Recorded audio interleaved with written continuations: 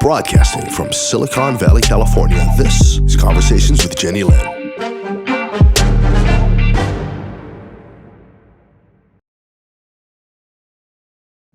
Thank you for watching Conversations with Jennylyn.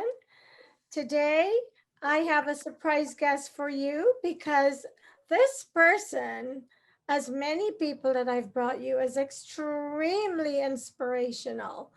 And when I introduce him and he tells you why, you're going to see why I am so convinced. His name is Peter Redgrove. He is a transformational lifestyle coach and an agent of transformation. And I met Peter one day when I was listening to a James Van Praagh podcast. And I'm sure most of you know who James Van Praagh is.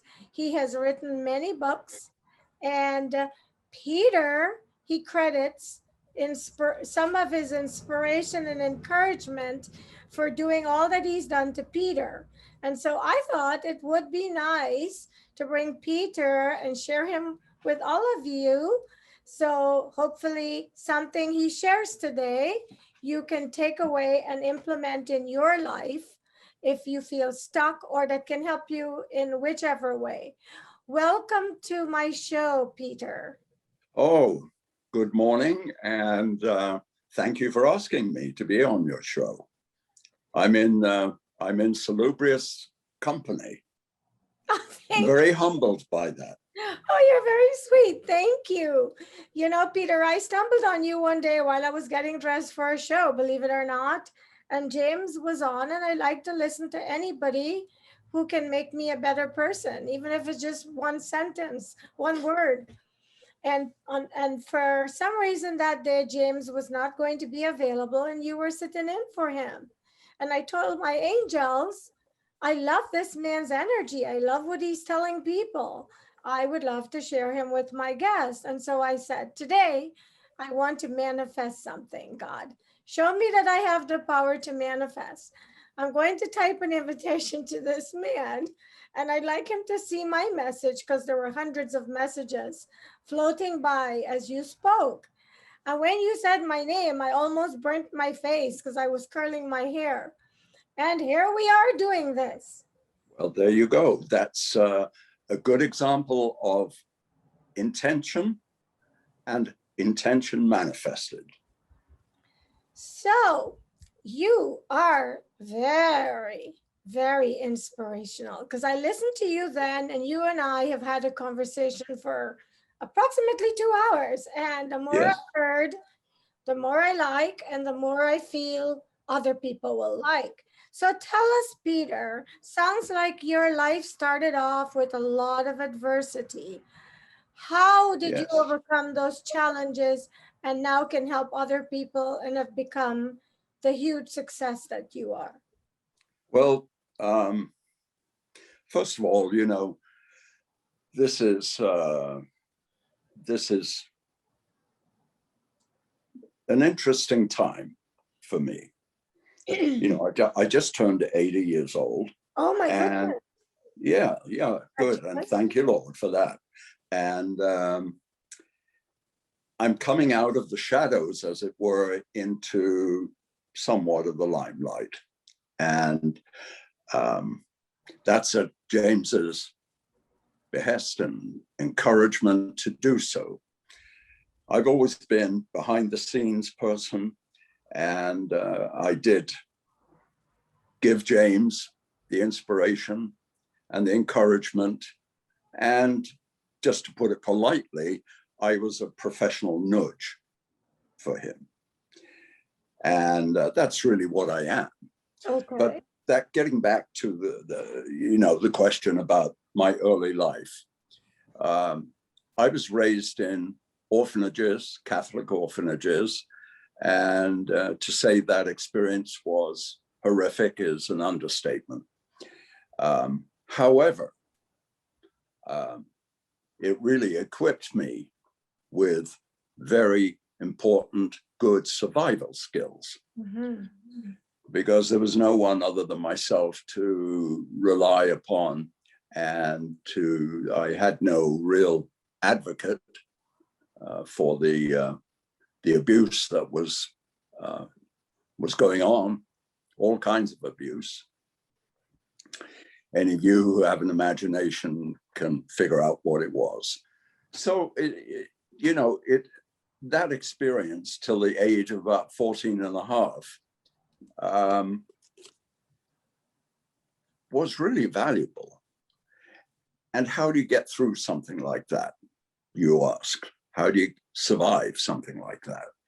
Well, it really comes down to, not to oversimplify it, but it really comes down to attitude. And I always knew there was a life very different from what I had experienced as a child. I had rare glimpses, and the story is way too long to go into it, but I did have a relationship with my mother, but she was in no position to keep me. So I had rare glimpses, maybe twice a year, into an environment that had some kind of very loose resemblance to a home. And then I was taken back into that hellhole. But it really comes down to a matter of choice. And our life is a series of choices, and the kind of life we want to live is governed by the choices we make. Mm-hmm. And I was because of my childhood and a very, very deep unhappiness, I decided to leave England.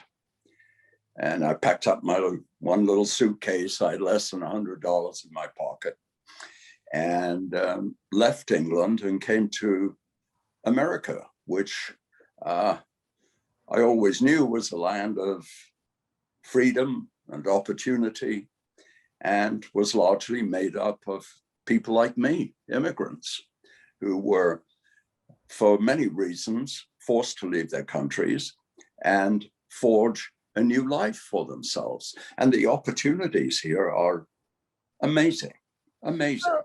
So when you left England, did you come here directly from the orphanage? And how old were you? No. There was, I thought when I left the orphanage, what can I do? Cooking was something that always kind of interested me, although I had very little witness to it. But it was fascinating. So I went to the hotel school, London Hotel, culinary school, and apprenticed with a large hotel group, and studied to be a chef for 6.5 years. And that was a wonderful experience. Hard work, incredibly hard work and long hours, but it taught me discipline, organization, timing, and that has really served me well in all of my endeavors. But I did that, and at the end of it, I thought, well, this is a skill I can take anywhere in the world. If I want to go on a cruise ship, I can do that and this. But I always knew there was something a little bit more. So I spent 1 year in Florida. I had a cousin, like a third cousin, whose husband, who was at the time suffering from a fatal cancer, probably one of the loveliest, oldest souls I've ever met. And they sponsored me. So I came to America, and I did, in Fort Lauderdale, I did a variety of jobs, just to keep myself. I stayed with my cousin for about 2 weeks, babysat their adopted children for a bit, and then rented a room and did all kinds of odd jobs and saved enough money. I thought, what this town needs is a nice antique store. So I saved enough money to rent a storefront in I think it was a town called Dania, which is Fort Lauderdale adjacent. And I'd heard of a big auction house in Philadelphia called Samuel Freeman. I believe it's still there. And I would just go up there and buy lots of things. Lots. I didn't know what was in the crates, but I prayed to God there was enough good stuff that I could resell. And I did. And then, you know, after driving back and forth from Philadelphia, and then realizing the people who were buying from me were other dealers. So I knew I had a good eye, but it was wearing me out. And I thought, oh, Lord, you know, I don't think I can do this for the rest of my life. And I sent the energy out to the ether. And lo and behold, a week or so after I decided that I wasn't going to do this anymore, a lady walked in who was moving from the Bahamas, and she said, oh my goodness, what a beautiful store. I'd love to have a place like this. Again, intention, manifestation. And she bought the store. And then I moved to New York and joined a fledgling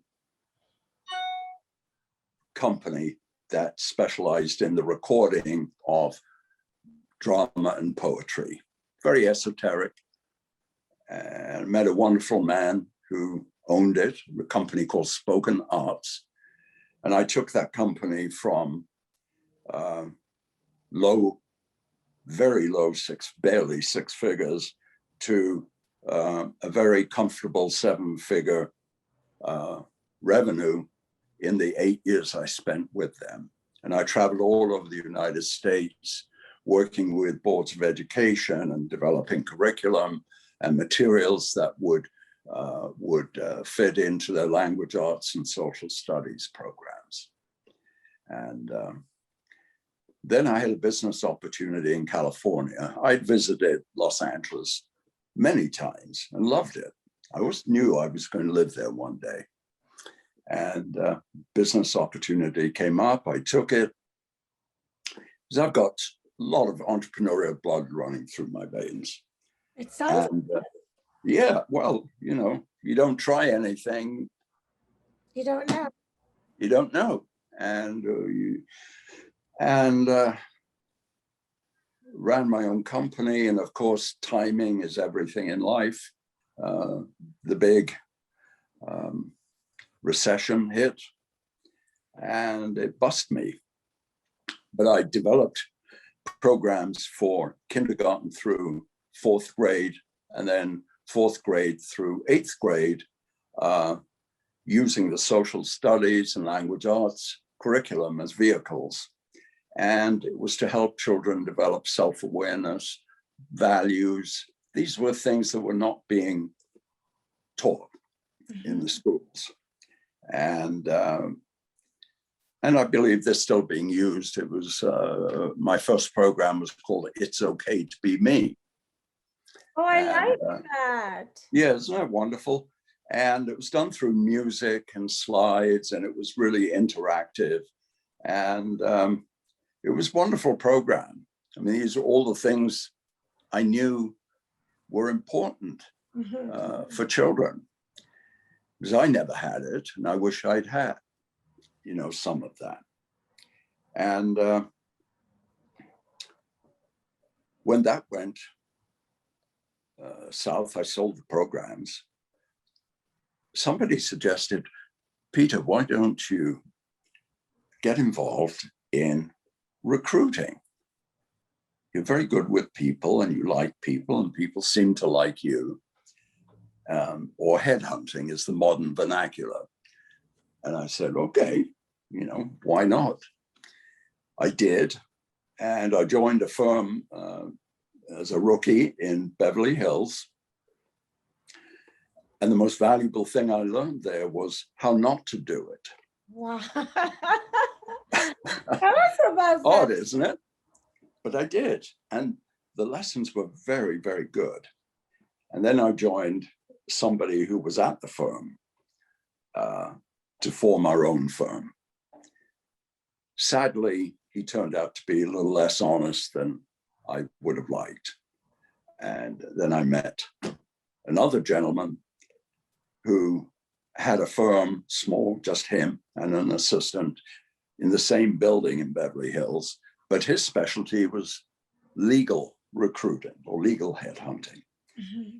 And the rest is history. I spent 40 years working with lawyers, recruiting lawyers for major law firms. And my specialty was moving attorneys out of private practice and into corporate law departments. That's wonderful. Yeah, so that's basically it. I mean, how did you meet James? Well, this is my partner contracted AIDS in 1985, and he passed away in 1990. I'm so sorry. All right. Yeah, that was, but, you know, everything in life, every event, no matter how good, how bad, you have a choice.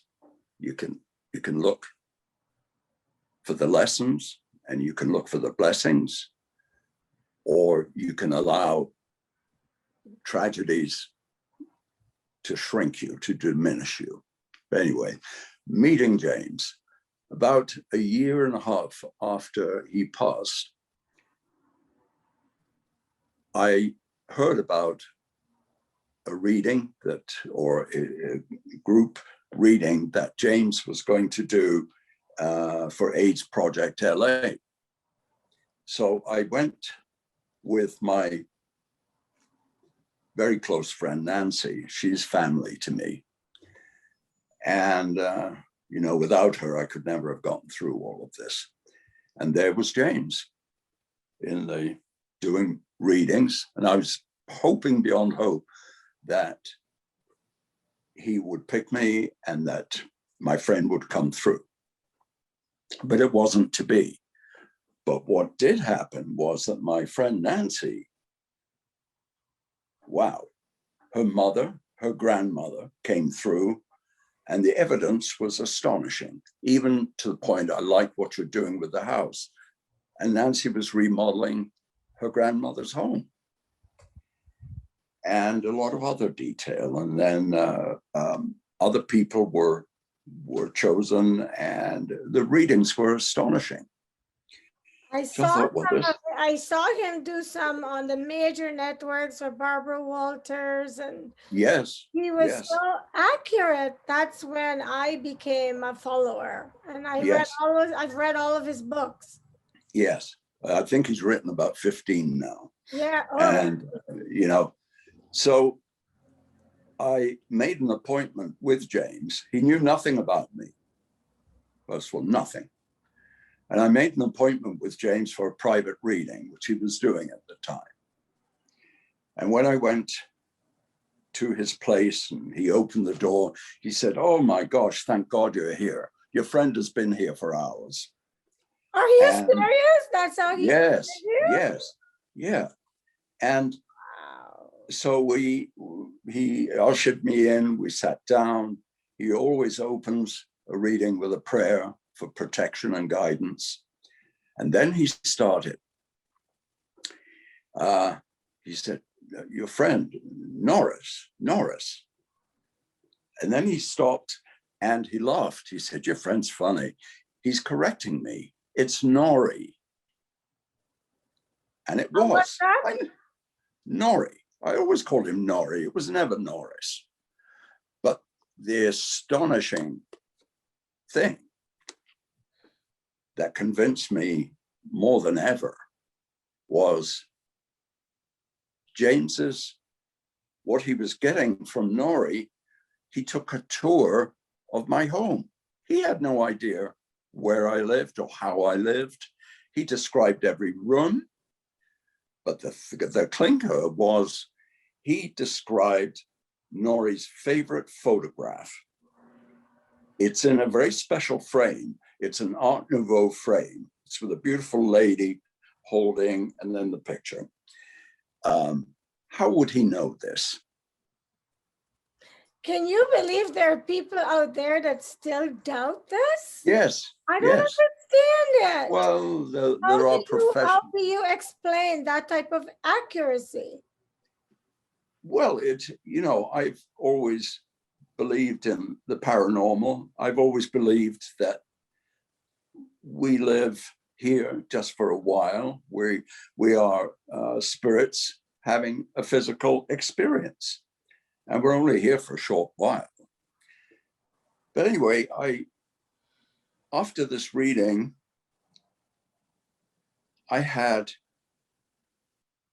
would say a vision. Yes, it was a vision.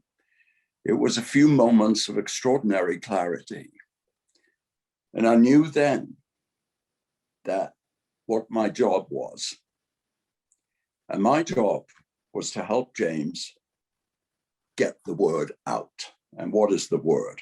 The word is, there is life after life, and that we are indeed spiritual beings, part of spiritual pods having a human experience, and that he needed to bring to a broad, wide audience something that will help people overcome the fear of death and dying, which is something our culture, until very recently, avoided speaking about. And after all, why? It's illogical, because there are two common experiences we all have, and that's birth and death. And Doesn't matter who you are. once you're born, the second one is inevitable. Of course. And of course, the big question mark is, when does the second one occur? That's not for us to know. If we did, I think it would change the whole dynamic of living.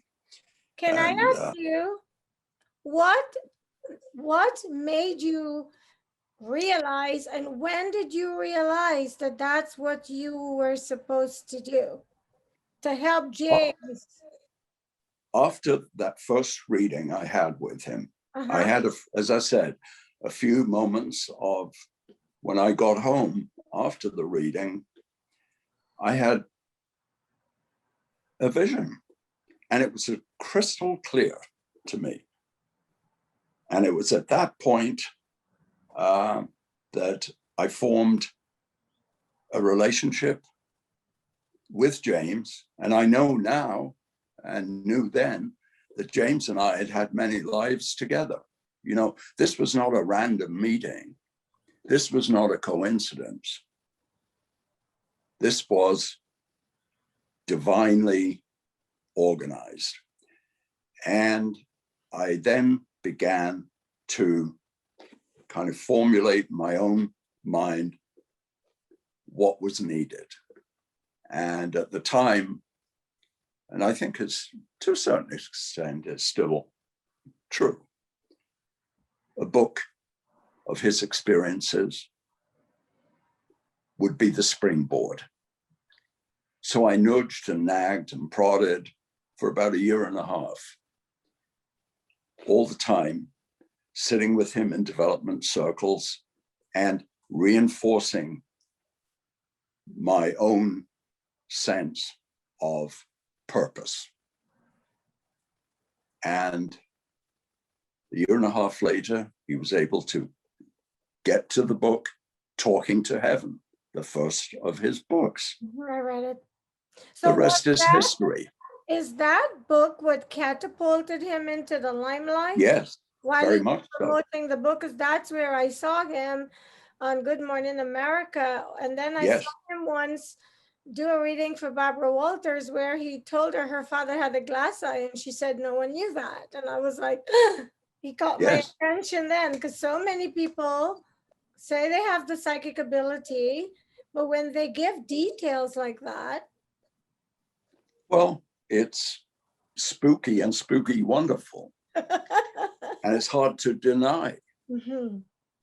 And I know one skeptic at one time, I was doing a program, and I've been on with him several times on The Unexplained and biography, and even on Oprah, who admitted she was a little taken aback that Talking to Heaven was on the New York Times bestseller list, I think about 20 some odd weeks without her book club. It took off like a rocket, and I knew then and there that what I had envisaged was the direction, was correct, was real. And as they say, the rest is history. And I've been in the wings. We've worked together, and I've been mentoring, advising, and encouraging James since then. And he persuaded me fairly recently. He said, Peter, you need to let more people know about you. You have a lot of wisdom and you have a lot of life experience that would be valuable. So I'm like the reluctant debutante. I think it was written by Noel Coward. So here I am, and I'm starting and have started quite successfully, thank goodness. I think that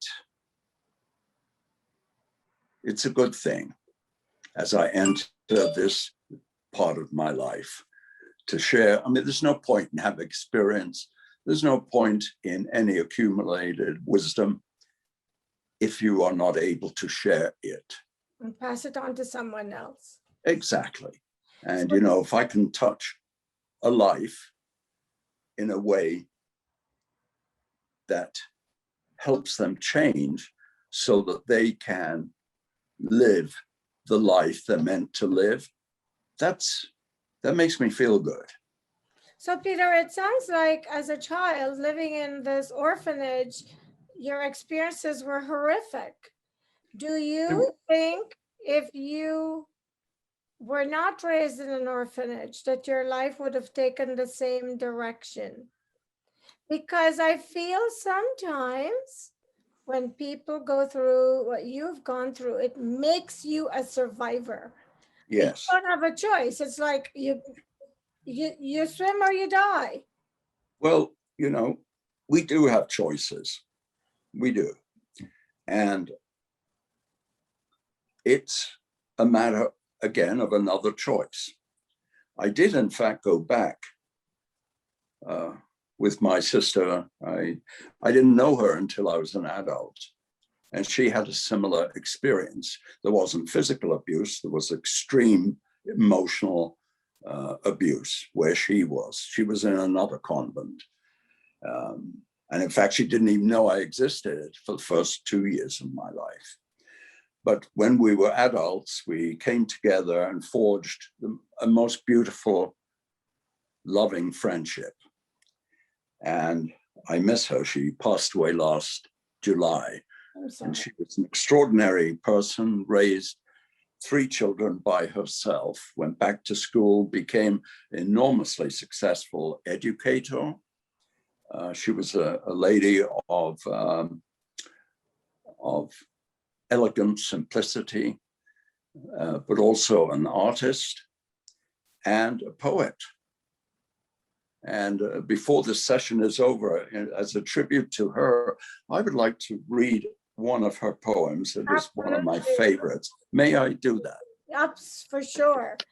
But Peter, the type of abuse that you suffered, I know people will want me to ask you this. Was it physical and sexual? Was it both? It was both. And very physical, verbal, especially from one, and there's a long story about this, from one of the lay teachers.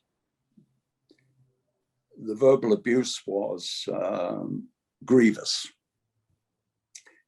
And I don't dwell on it very much, only with forgiveness and understanding. He was. Now, in retrospect, I understand he was an alcoholic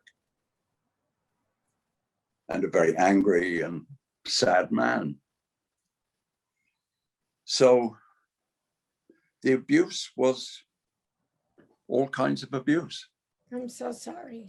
No, it was fine. I don't It's say fine this was. because you have become a very successful person, and clearly you chose to go down a different path. But why Yes. I'm making the comment about being sad is not every child in that situation makes the choice No. that you made, and oftentimes those poor kids never have a chance. Well, they didn't. And the one thing I would like to mention about that is I did have the internal resources to make the choices. And I know a lot of the children who were with me didn't have the strength, didn't have the wherewithal to get through life. And I'm sure many of them became abusers themselves because that's how it works. And a lot of them became drug addicts and or alcoholics because the pain was too much. Enormous. And so they Now, did. yes. And I would like to talk about an experience I had. Please. I went back to the orphanage with my sister about 8 or 9 years ago on a visit to her. She was so traumatized by her own experience, she could not go into the convent at all. She sat outside the wall of the convent and waited for me. PTSD. But I knew that I had to do it to close the loop and to excise the demons. And I went in, and there was only one lay sister, one nun left. All of the other people were lay people, and it had become an old people's home, assisted living. And the atmosphere was very different. But after I introduced myself to Sister Anna, sweet lady, the first question she asked me was, "We know what went on here. Do you need assistance? Do you need therapy?" And I said, "Well, I appreciate the offer, but no, I'm fine." Then she said, "Feel free to walk around." And I did for a bit. And then I ended up in the chapel. And all of the floors in the chapel and outside were terrazza. So even if you're wearing slippers, you can hear someone. And I sat in the back of the chapel, remembering everything, even a time when we were forced to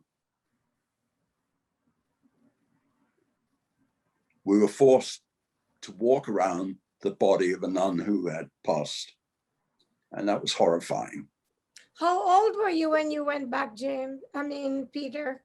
I was there from the time I was about almost 5 until I was 14. I mean, when you went for the visit, how old were you? Oh, that was about 8 years ago, 9 years ago. So I'm 80, so it would be my 70s. Wow. I just turned 80. And getting back to this experience is important. I was sitting in the back of the chapel, reminiscing, thanking God for my life, how far I had come. And you know how you can sense if someone is looking at you, staring at you? And I had that, and I turned around, and there was a gentleman. I'll never forget his face, the most beautiful face I've seen in my lifetime. An angel. Snow white hair. And if any of you out there know the color of Persian turquoise, that was the color of his eyes. His skin was like angel face, angel skin coral. And he looked at me and he smiled and he said, "Everything's fine now." And I was so taken aback. I turned back to face the chapel, and I turned around again immediately, gone. But it was though a weight was lifted from my shoulders. That was an angel. That was a visitation of an angel. They exist. They exist. I know. I'm sorry. That made me so emotional. It was an incredible experience. It was an incredible gift. And although I ended up making a sizable donation to the convent, but the boulder that I'd been carrying around for most of my life was gone. So I thank God for that. And by the way, one of the readings I had with James, going back to the experience in the convent, he said to me, "Peter, this isn't making any sense, but there's a nun here. And she's asking you for forgiveness." How would he know that? Right. And I knew who it was. I knew exactly who it was. She was especially cruel. And I understand all of that a lot better now, why they were the way they were. And and I'm sure you forgave her. Of course. You can, and that's, for my life, it's been the hardest lesson, because we are here to learn, and that's the only reason we're here. Mm-hmm. And that's a whole different story, and we can do a program just on forgiveness. But she did ask for my forgiveness, and he said she understands so much more now. She is sorry for what she did, and she is now going to be one of your guides, and she will take care of you. Please don't make me cry again. No, but this is all real. You know, I'm not a flake, and I'm not a kook. These are all real experiences. Oh, I know. I believe it, because I have similar experiences. That's why it doesn't matter how heinous the crime someone commits against me. I forgive them. I forgive them because I'm not going to let them hurt me twice. And that's what you do when you don't forgive. Exactly. You do more injury to yourself than anyone else. Mm-hmm. It isn't healthy emotionally, physically. It acts almost like a tumor. Right. And it will metastasize, and it will spill out into all aspects of your life. Mm-hmm. And that's not the life anyone was meant to live. Right. And so, you know, I understand. To ask you this, because I'm sure people watching this segment will be having this question. How did your life change after you visited that place and you had the angel visit and you had that healing moment? Because that's what it sounds like to me. How did your life change after that, if it did? It did change.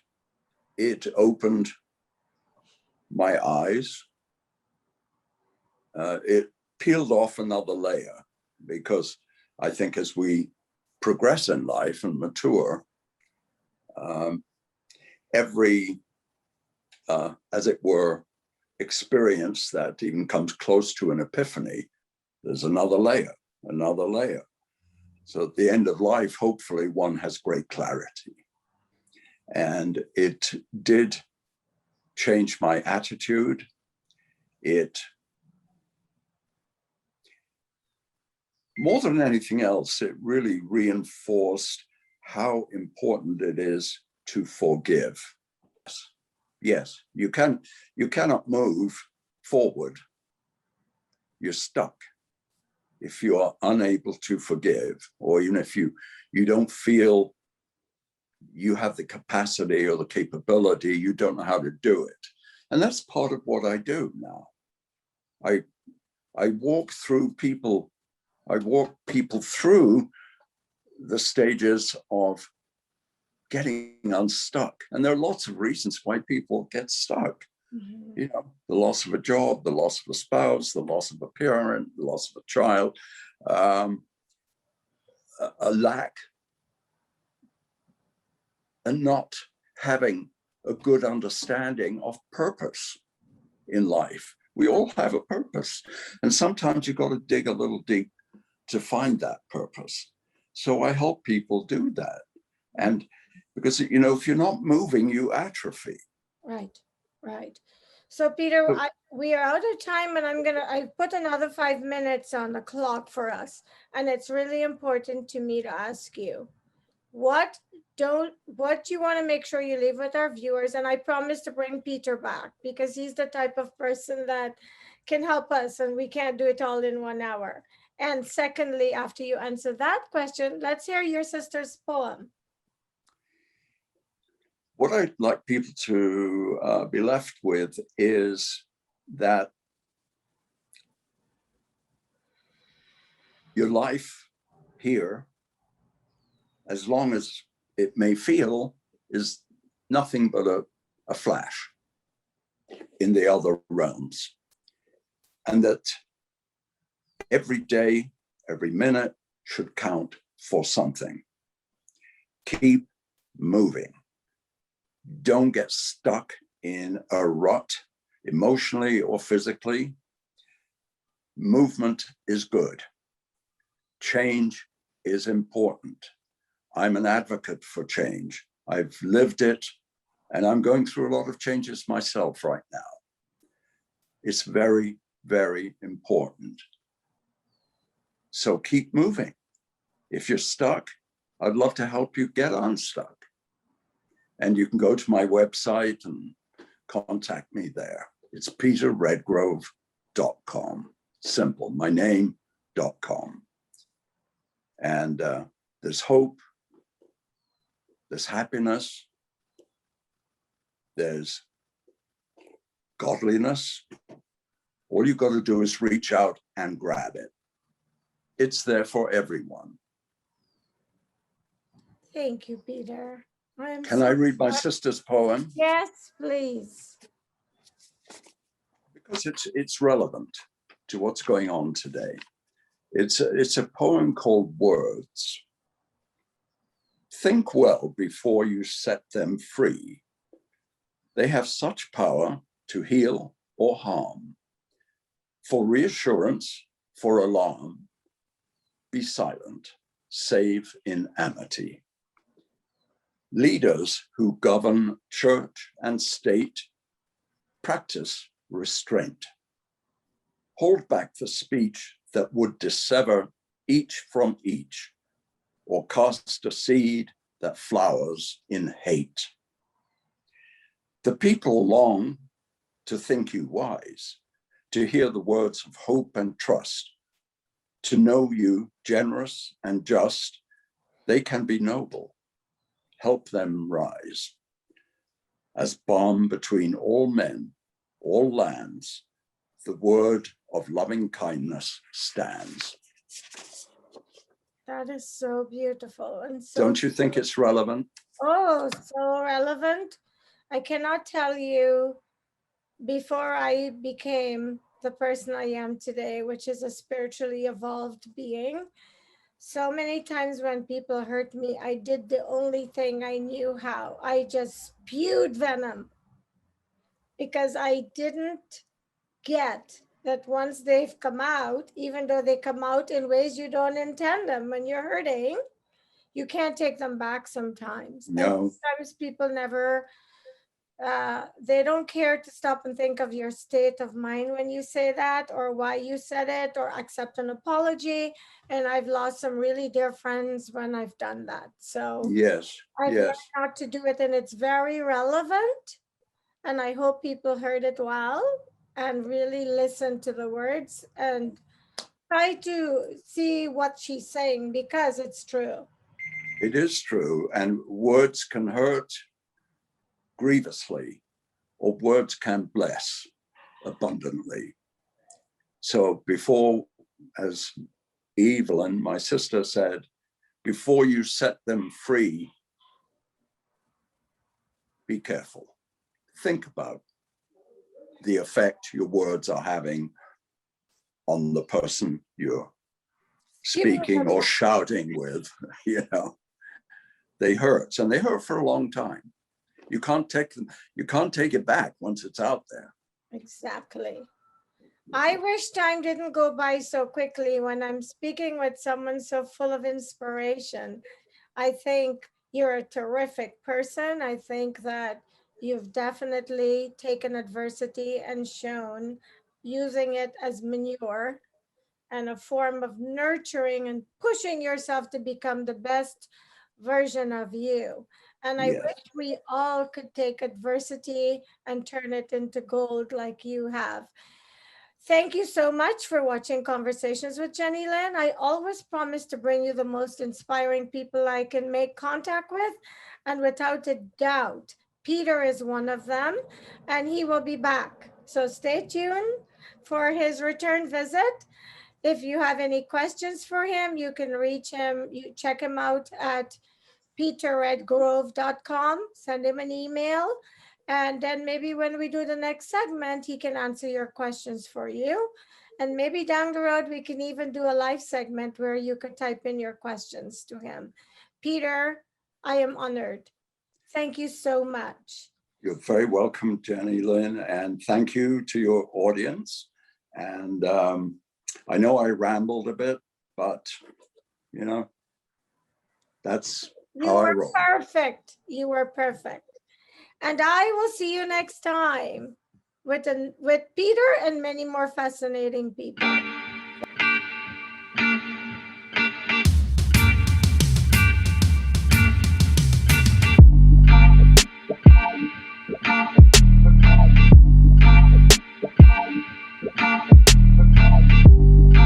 Broadcasting from Silicon Valley, California, this is Conversations with Jennylyn.